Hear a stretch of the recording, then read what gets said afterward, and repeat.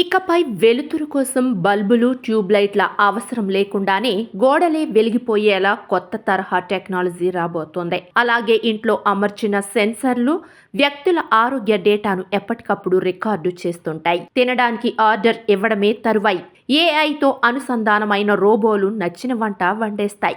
ఇదంతా ఊహలా అనిపిస్తున్నా మరికొన్ని సంవత్సరాలలో రాబోతున్న స్మార్ట్ ఇళ్లు ఇలానే ఉండబోతున్నాయి.